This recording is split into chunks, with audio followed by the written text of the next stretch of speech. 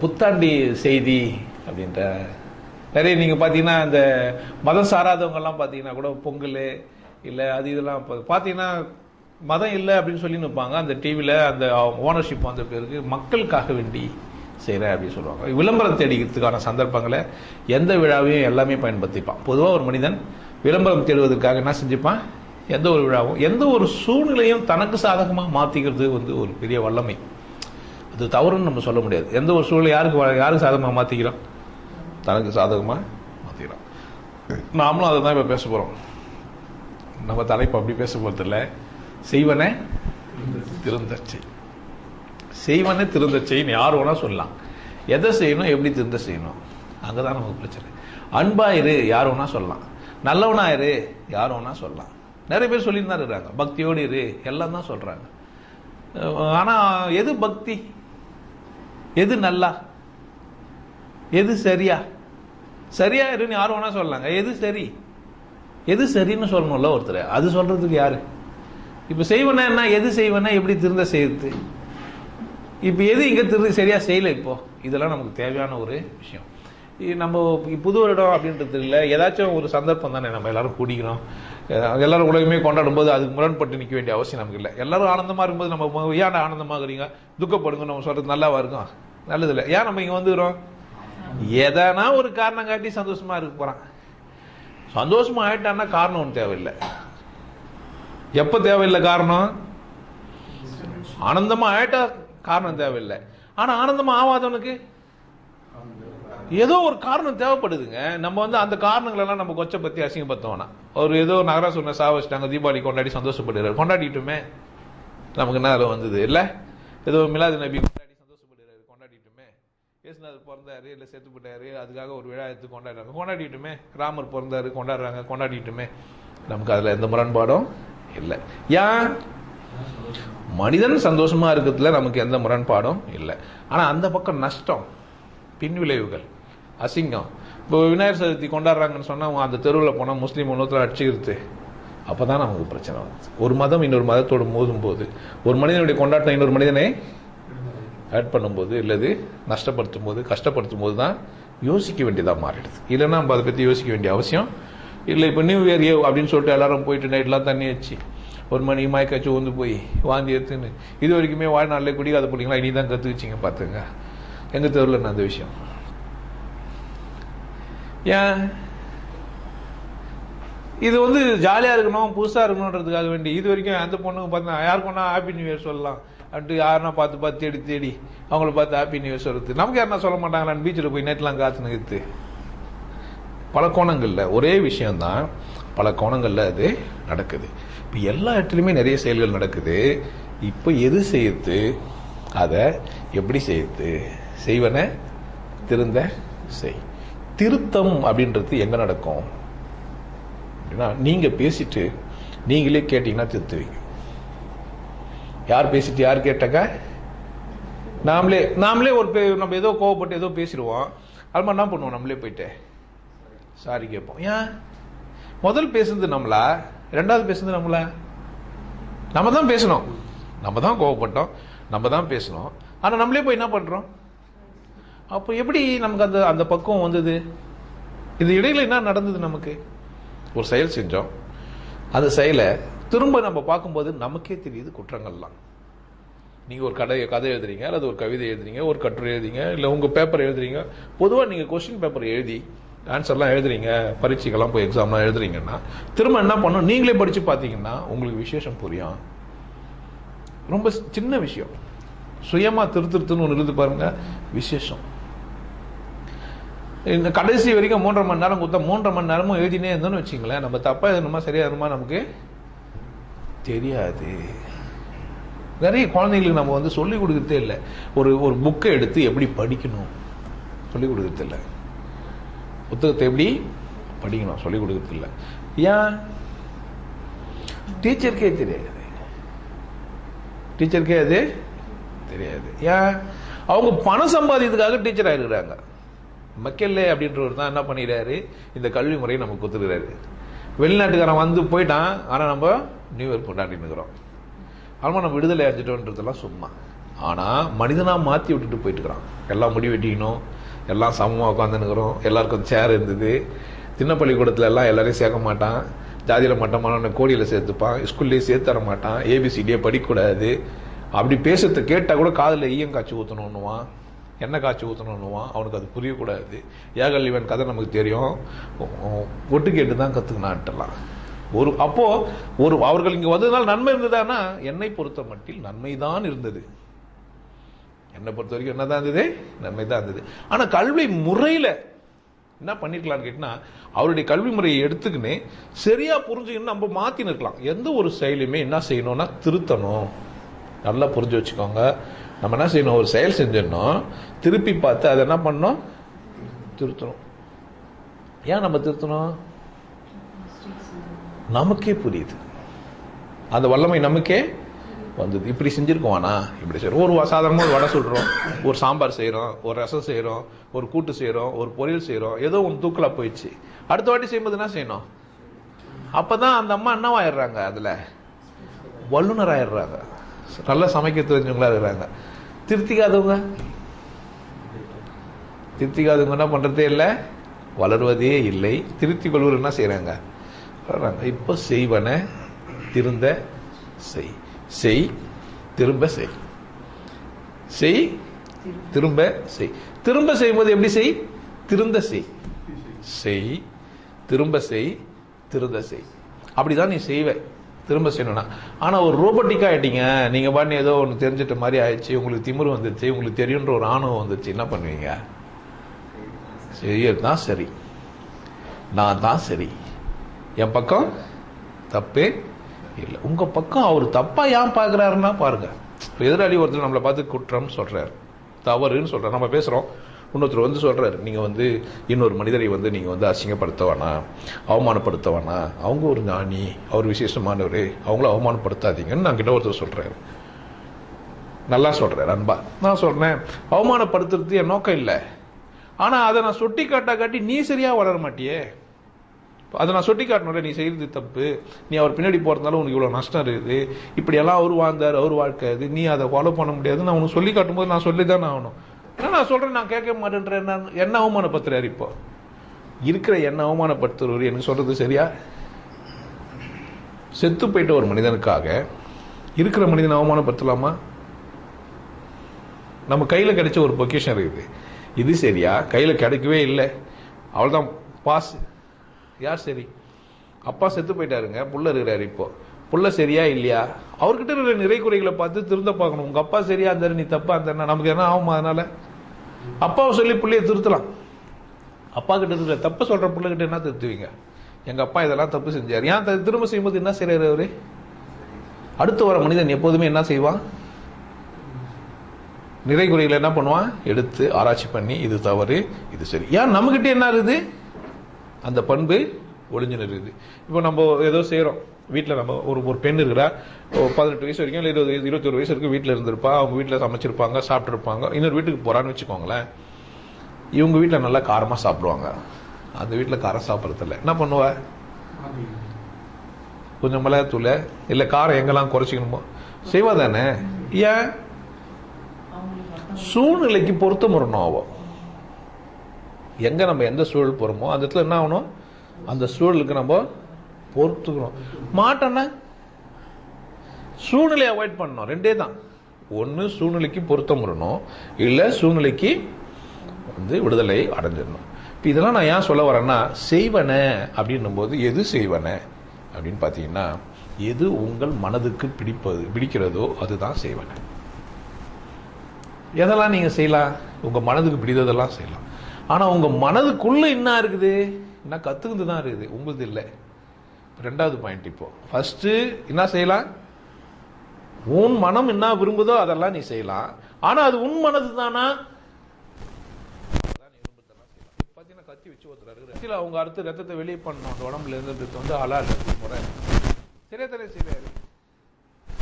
அது செய்வனவா? செய்யக்கூடிய செயலா? ஏன் அவருக்கு தெரியல? அப்போ அவரு இல்லை, என்ன இல்லை, அவரே இல்லை. ஒரு தனி மனிதன் என்ன செய்ய மாட்டான்? ஒரு தனி மனிதன் குற்றம் செய்ய உகந்தவன் அல்ல. எதையுமே கற்றுக்கல, ஸ்கூல் போல மதம் கற்றுக்கல, எந்த சாமர்கிட்ட போல, எந்த மதத்தையும் அவன் சார்ந்த, சும்மா பிறந்து வளர்ந்துங்கிறான். அவன் அறுப்பான். ஏன் ஒரு மனிதனை அறுக்கிறதுனால அவனுக்கு எந்த லாபமும் இல்லை. சாப்பிட போறானா? ஒரு ஆடை அறுப்பான், ஒரு சிங்கத்தை அறுப்பான், ஒரு மரத்தை அறுப்பான், ஒரு அணிலை அறுப்பான். ஏன் இதெல்லாம் அறுப்பான்? சாப்பிடுவான், இல்லை டேஸ்ட் பண்ணி பார்ப்பான், இது என்ன அறுதுன்றதெல்லாம் ஆராய்ச்சி பண்ணி பார்ப்பான். ஒரு மனுஷனை அறுத்து பார்ப்பான். அறுத்தா கூட ஒரே ஒரு மனுஷனை தான் இருப்பான். அப்படி அறுத்தாலும் வச்சு மனுஷன் தான் இருப்பான். வெறி கொண்டு ஆராய்ச்சி பண்ணி பார்க்கணுன்ற மனம் கொண்டு போச்சுன்னா எதுவும் படிக்காத ஒரு மனிதனாக இருந்தா படித்தான். இப்போ அது செய்வன அப்படின்னு ஒரு இது பாருங்க. படிக்கும் போதே மனிதர்கள் எல்லாம் போதனைகள் எல்லாம் கேட்கும் போதே மனிதர்கள்லாம் செய்வன எது என்று இதுவதே. ஒரு மனிதன் வந்து சொல்றான், கறியெல்லாம் சாப்பிடாத, அதெல்லாம் பாவம். மனிதன் தான் யாருக்கு சொல்றான் சாப்பிடாதுன்ட்டு? ஒரு மாட்டின் மேல இருக்கிற இரக்கம் ஒரு மனிதன் மீது இருக்கு உனக்கு இருக்கிறது இல்லை. யார் மேல இருக்கிறது இவனுக்கு? ஒரு மாடு சாப்பிடாத, ஒரு ஆடு சாப்பிடாத, ஒரு கோழி சாப்பிடாதன்னு சொல்லி இறக்கப்படுற ஒரு மனிதன். சாப்பிட்றவன் யாரு? ஒரு மனிதன். அவன் மேல அது இறக்கம் இல்லை. இது ஏன் நம்ம சராசரி மனுஷனுக்கு ஏன் புரியல? ஏன் அவரை நம்ம மகான்னு வர கொண்டாடுறோம்? எந்த விதத்துல ஒரு மகானா மாறுவாரு? இப்போ செய்வன என்பது நம்ம தச்சுட்டோம். இப்போ செய்வனா நீங்க எல்லாத்துக்கும் உங்களுக்கு நான் சுதந்திரம் கொடுக்க தயாரு, ஆனா என்ன இல்லை, நீங்க இல்லை.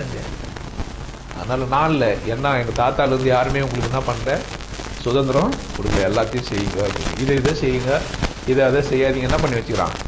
அங்கங்க போனா ஒரு லிஸ்ட் வச்சுக்கிறாங்க, செய்ய தகுந்தவைகள். ஒரு இடத்துக்கு போனீங்கன்னு வச்சுங்க, ஒரு இடத்துக்கு போனா ஒரு இடத்துல லிஸ்ட் வச்சுக்கிறான். இப்போ நீங்க ஒரு முஸ்லீமா வந்துட்டீங்கன்னா சித்தப்பா பொண்ணை தான் கட்டணும், அத்தை பொண்ணை கட்ட கூடாது. இது வந்து செய்ய தகுந்தவைகள். அங்க இங்க செய்ய தகுந்தவைகள் பாருங்க. செய்ய தகுந்தவையை செய்வனே அப்படின்னு சொன்னா லிஸ்ட் போட்ட என்ன ஆயிடுச்சு? வித்தியாசமா மாறி போச்சு. நான் என்ன சொல்றேன், ஒன்னு படிச்சியானா, தெரிந்து கொண்டேனா, கசடார கற்றுக்கொள். என்ன சொல்லி கத்துக்கோ? குற்றமட கத்துக்கணும். சரியா? ஏன் இதை எப்படி சொன்னாங்க? இதுல எந்த பக்கம் நியாயம் இருக்குது? நீங்க சிந்திச்சா என்ன ஆயிடுவீங்க? கட்டாயம் தெரிஞ்சிருவீங்க. எல்லா மனிதனுக்கும் என்ன இருக்குது? சிந்தித்தா மாறிக்கூடிய வல்லமை எல்லா மனிதனுக்கும். அப்போ செய்வன அப்படின்ற போது எனக்கு ஏற்றதை நான் செய்ய வேண்டும், நான் இருக்கிறேனான்னு பார்த்துன்னு செய்யணும். என்ன இருக்கணும் அதுல? நான் இருக்கணும். இப்ப செய்வன திருந்த செய்யணும். உனக்கு எவ்வளவு தூரம் உன்னுடைய எஸ்டீம் லெவல் எவ்வளவு ஒரு செயலுக்கு, அது வரைக்கும் செய்யணும். நம்ம கூலிக்கு வேலை செய்யக்கூடாது. இப்போ டாய்லெட் கவுறாரு ஒருத்தர் உள்ள போயிட்டு, நம்ம போய் பார்த்து நிற்பான் ஒரு ஓனர் போயிட்டு. ஏன்? ஆனா அடுத்த ஆள் போறான் பார்த்தீங்களா, இன்னொருத்தன் அவர் கழுவிட்டு வந்த பேர் இன்னொரு ஆள் போறான்ல, அவனுக்கு தெரியல எப்படி கழுவிருக்காருன்ட்டு. அவன் என்ன பண்ணுவான்? சூப்பரா வாழ்த்துவான், விசேஷமா என்ன அழகா நீட்டா பண்ணிட்டு வந்தாங்க, நீங்க நல்ல சமையல் செஞ்சு போடுறீங்க. மோசக்கார பாவியா கூட இருக்கட்டும், ஆனா எப்படி சாப்பிடுவான்? அப்பவே நீங்க ஆசீர்வதிக்கப்பட்ட மனிதராக மாறிடுவீங்க. செய்வனை திருந்த செய்கிற மனிதன் ஆசீர்வதிக்கத்துல உச்சம். பாண்டுரங்கனை நீங்க ஞாபகம் வச்சுக்கோங்க. பாண்டுரங்கனை இந்த இதுக்கு கதைக்கு இந்த வார்த்தைக்கு பாண்டுரங்கனை நீங்க எடுத்து வச்சுக்கோங்க. பாண்டுரங்கன் சைவ சமயத்தை சார்ந்தவர், வைணவ சமயத்தை சார்ந்தவர். கடைசி வரைக்கும் அவரு பானை தான் செஞ்சிருந்தாரு.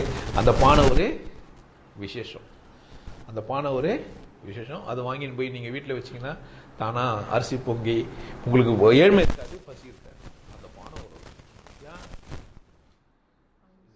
அவர் பானையை வெறும் பானையா மட்டும் செய்ய மாட்டாரு, உணர்வோட பக்தியோட செய்வார். இறைவா இந்த பானை வாங்கி போற வீடெல்லாம் நல்லா இருக்கணும். அதனால எதனா அவருக்கு நஷ்டமா இல்லை. அந்த பானை நல்லா வீட்டில் அவங்க வீட்டில் போய் இருந்ததுன்னா அவங்க நல்லா சமைச்சு சாப்பிடணும். அவங்க வீட்டில் வறுமைன்றது அல்லது பசின்றது இருக்கக்கூடாது அப்படின்ற நினைப்பிலேயே பக்தியோடவே செய்வார். எது வரைக்கும் அந்த பானை மிதிக்கும் போது கூட எப்படி இருப்பாரு, தான் புள்ள ஊந்துட்டான்னு தெரியாம கூட மிதிச்சு. எது வரைக்கும் அந்த பானை எப்படி செய்யறாரு அவரு? பக்தியின் உச்சம். அதுக்கு ஒரு டெஸ்ட் கூட என்ன ஆச்சு, ஒரு குழந்தை போய் அந்த மண்ணில் உழுது, அது கூட அவருக்கு என்ன இல்லை தெரியல. ஏன் தெரியல? அவ்வளவு உணர்வுபூர்வமா செய்யறாரு. அதை பக்தியோட என்ன செய்யறாரு, அதை அந்த பானைய செய்யறாரு. அப்படி நீங்க வாழ்ந்தீங்கன்னா ஒரு காஃபி தான் ஒரு டீ தான், ஒரு பிஸ்கெட் தான், ஒரு பன்னு தான், ஒரு சேர் எடுத்து தான் போடுறோம். நீங்க பாத்துக்கலாம், ஒரு மனிதன் எடுத்து வைக்கலாம் சேரை, சத்தமே வராது. இன்னொரு மனுஷன் டார்னு பிடிச்சி இருப்பான், பாத்துக்கிறீங்களா? அப்போ ஏன் இல்ல? நீங்க இந்த கதவு மூடும்போதே உங்க செருப்புகளை கழட்டி வைக்கிறீங்க பாத்தீங்களா? அங்கேயே செருப்பை கழட்டி வைக்கிறீங்களே, அங்கேயே என்ன ஆயிடும்? நீங்க யாரு, நீங்க எந்த மனநிலையில இருக்கிறீங்கன்றது உங்களுக்கு தெரிஞ்சிடும். அப்ப செய்வன திருந்த செய்யணும் என்ன புரிஞ்சுச்சா எப்படின்னு? அப்போ நான் இருக்கணும், அந்த நான்ல என்ன இருக்கணும்? பக்தி இருக்கணும். அந்த பக்தியும் எப்படி இருக்கணும்? திருப்தியாரும் எல்லாமே நல்லா இருக்கணும்ன்ற எண்ணம். யான் பெற்ற இன்பம் பெருக இவ்வையகம். யார் இன்பம் பெற முடியும் அப்படின்னு கேட்டா, எல்லாரும் எல்லாமும் பெற வேண்டும் அப்படின்னு நினைக்கிற ஒரு மனிதன் மட்டும்தான் இன்பமா இருக்க முடியும். மற்ற யாரும் இன்பமா இருக்க முடியாது. அவர் டீ கடையில் பிச்சை எடுத்துன்னு இருக்கலாம். எப்படி இருக்கலாம்? பிச்சை எடுத்துறவராக இருக்கலாம், பிளாட்ஃபார்ம் இருக்கலாம், கேரா பிளாட்ஃபார்ம் இருக்கலாம், அட்ரஸ் சொல்ல முடியாத ஒரு மனிதராக அவரு இருக்கலாம். ஆனா அவர் உள்ளுக்குள்ள எப்படி இருப்பார்? உள்தன்மை இல்லை, ஆனந்தமா இருப்பார். அப்போ அந்த பாண்டரங்க விசேஷமா தான் ஆயிட்டானா இப்போ? ஏன்? அப்ப நீங்க என்ன செய்றீங்கன்றது முக்கியமே இல்லை, எப்படி செய்றீங்கன்றது அவசியம். நீங்க பெரிய மகானா இருக்கணும், பெரிய தாடி எல்லாம் வச்சிருக்கணும், வெள்ளையாயிட்டு இருக்கணும், முடியெல்லாம் அப்படியே அப்படி கம்பீரமா இருக்கணும், 8 அடி இருக்கணும். உங்க உயர்களால் நீங்க உயர்ந்த மனிதராக ஆகவே முடியாது. நான் உயர்ந்த மனிதர்கள்னா மணி ஐயாவான் கிண்டல்லாம் பண்ணுவேன். யார் உயர்ந்தவர்கள்? உயரமானவர்களா? குள்ளமானவர்கள் மட்டும்தான் உயர்ந்தவர்களா? இல்லைன்னா ஏன்னா அகஸ்தியர் முனிவர் கூட குள்ளமானவர், இவரு ஹிட்லர் கூட குள்ளமானவர், இந்த திறமசாலிங்கெல்லாம் குள்ளமா இருந்தாங்க. ஆனால் குள்ளமானவங்களாம் பெரியவங்களா? யாரு? உள்ளத்தால், தன் எண்ணத்தால் இவங்கெல்லாம் உயர்ந்தவர்கள்லாம். அப்போ செய்வன திருந்த செய் அப்படின் போது செய்யத்தேது, திருந்த செய்து, திரும்ப செய்து, திருத்தி சேர்த்து நீங்களே என்ன பண்ண முடியும்? உங்க குற்றங்களை பண்ண முடியும், ரெகனைஸ் பண்ண முடியும். அந்த வல்லமை யாருக்கு இருக்குதுன்னா, நம்மளை அப்படி படைச்சிருக்குது. இந்த கடவுள் எப்படி படைச்சிருக்கிறான் அப்படின்னு கேட்டீங்கன்னா, இந்த இயற்கை அல்லது கடவுள், நீங்க எதனா எடுத்துக்கோங்க, உங்க இஷ்டம். கடவுள் நம்பினாலும் சரி, நம்ம நிறைய பேர் பார்த்துக்கிறாங்க, கடவுள் நம்பாம இருக்கலாம்.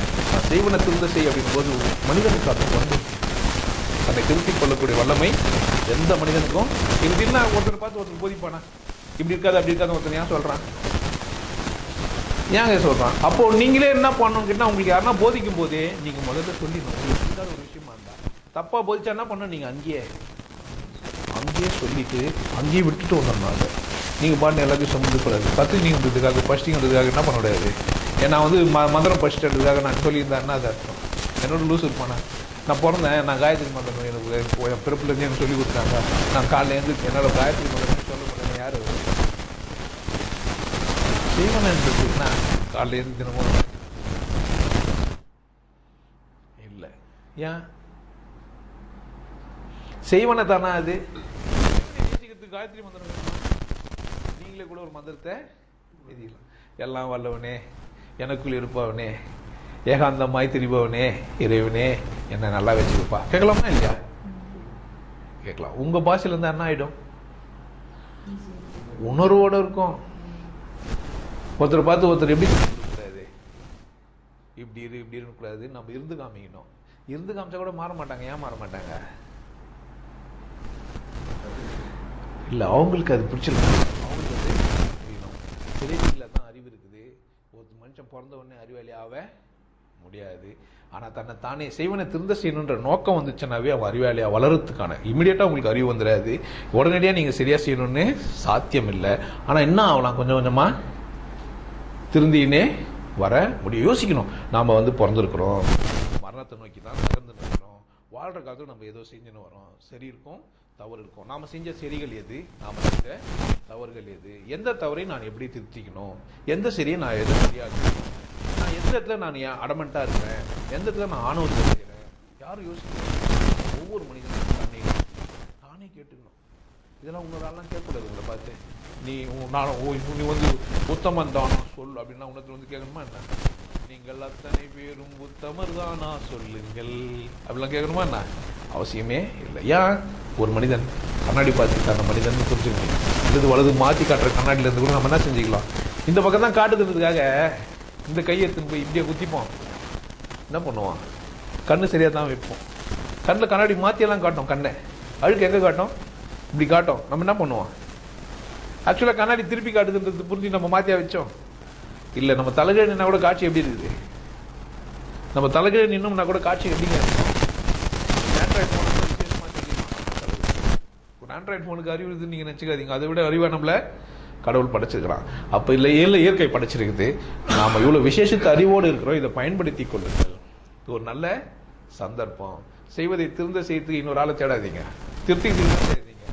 உதவக்கூட மனிதர்கள்னா திருத்தும்போது எப்படி திருத்துவாங்க? ரவீந்திரநாத் தாகூர் இங்கிலீஷ்ல மொழிபெயர்க்கும் போது இன்னொரு வெள்ளக்காரங்களை அவன் எடுத்துட்டான். சில வார்த்தைகள்லாம் எடுத்துட்டு வேற வார்த்தை போட்டான். இது நோபல் பரிசுக்கு போகும்போது, இன்னொரு பரிசுகளுக்கு மற்ற இடங்களுக்கெல்லாம் போகும்போது எந்த வார்த்தையை எடுத்துட்டானோ அந்த வார்த்தைகள்லாம் தட்டுப்படுது, மாற்றி போடுங்கன்னு திருப்பி வந்தது அந்த புக்கு. திரும்ப அவர் வார்த்தையை போட்டார்.